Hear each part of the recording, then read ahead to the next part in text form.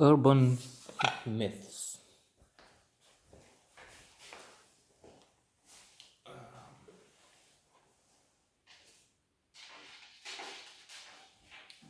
Quite often people believe in legends, conspiracy theories, myths. Indeed, we have the infamous QAnon now that has millions of believers. But then again, 75 million or so belong to the cult of Trump, the ultimate idiot. So, what can I say? And speaking of the episode I've seen has Trump, Ivanka, and Andy Warhol as protagonists. It seems to be more than a legend, in that I've read an audio adaptation of Warhol Diaries, in which he talks about the fact that he was commissioned by Trump to paint. He wasn't paid, and he has a very bad impression of the fellow, not just on account of this, let's call it breach of contract, which is the norm, we understand. The very stable genius who was never known for paying his bills, contractors, those who offered services, products to him, had quite often to sue him, take him to court, or forget about it altogether.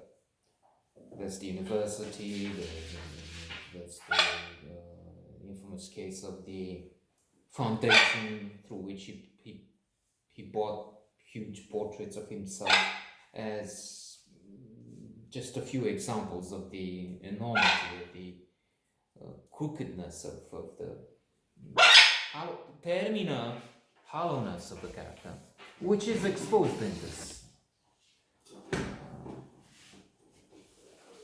episode I've seen yesterday, actually, on HBO. And we know so much about this character that it is too much. It has become too much. Alhamdulillah is, I was about to say, gone now. No, he isn't. He's still making waves, creating more than mischief in America. Doesn't have that much power, if any, to influence things outside the US. But there he is taking the Republican Party into an abyss, it seems, with people who believe in urban, stupid, phony myths. To repeat the introductory idea, conspiracy theories. To end talk about this devil, really. I'm not a religious man, but this seems as close to the devil as it can be.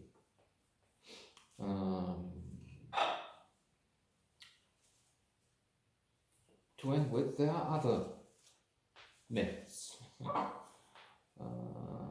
Some would be the myths of happiness that are explained in two wonderful books. One is The Myth of Happiness by Sonia Lubomirsky, a scholar in California, professor.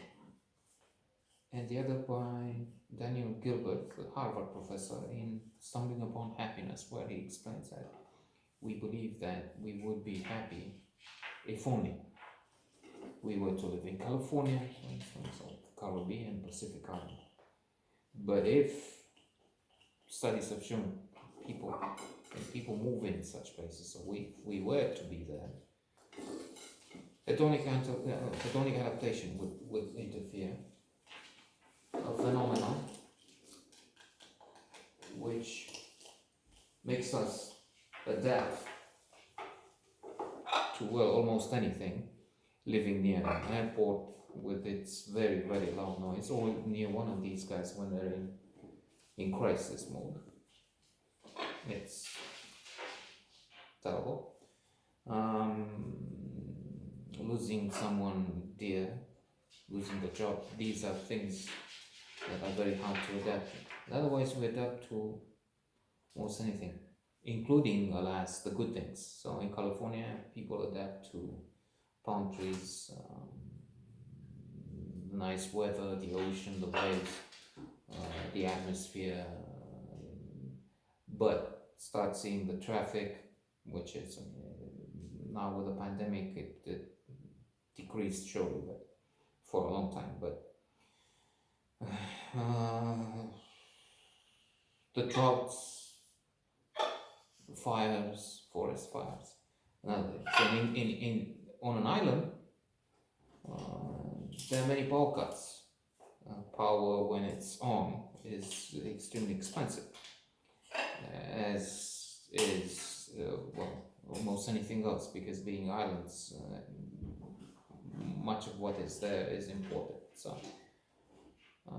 then there will be the hurricanes. So that would be, and to end with another myth, which we find in Daughters of Time, a wonderful book. We believe Richard III to be the quintessential evil man, something like Trump, but he wasn't. The notion that he killed his nephews is wrong. In fact, he was sort of a hero, a good character.